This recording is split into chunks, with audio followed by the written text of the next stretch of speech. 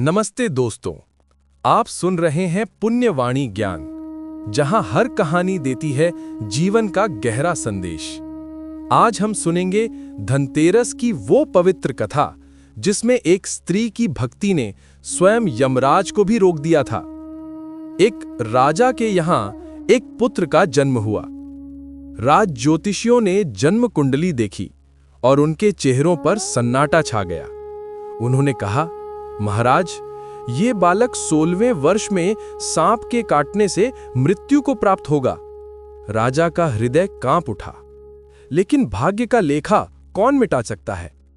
समय बीतता गया, बालक बड़ा हुआ, सुंदर और बुद्धिमान। 16वें वर्ष में उसकी शादी तय हुई।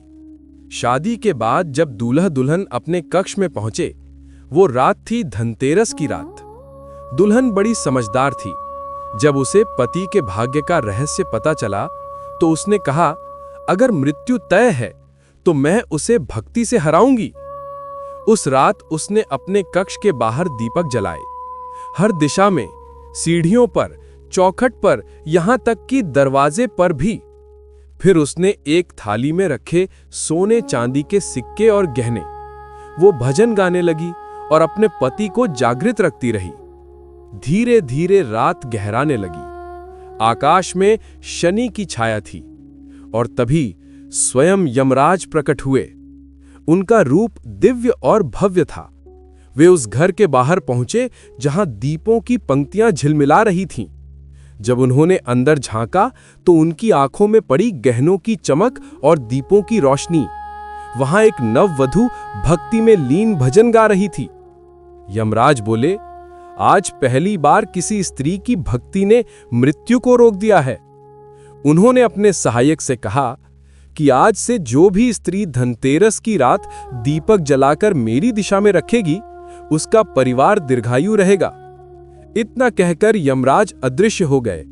आकाश में हल्की सुनहरी आभा फैल गई। सुबह हुई।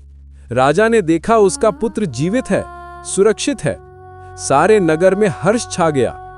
उस दिन से धनतेरस पर दीपदान का पर्व मनाया जाने लगा और यमराज के नाम का दीप जलाने की परंपरा शुरू हुई। तो मित्रों, धनतेरस केवल सोना चांदी खरीदने का दिन नहीं है।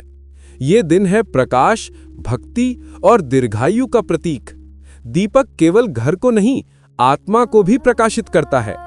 धन का सबसे बड़ा रूप है सद्भावना और भक्ति। जय मां लक्ष्मी। और याद रखिए, ज्ञान से बड़ा कोई दान नहीं। यही है पुण्यवाणी ज्ञान।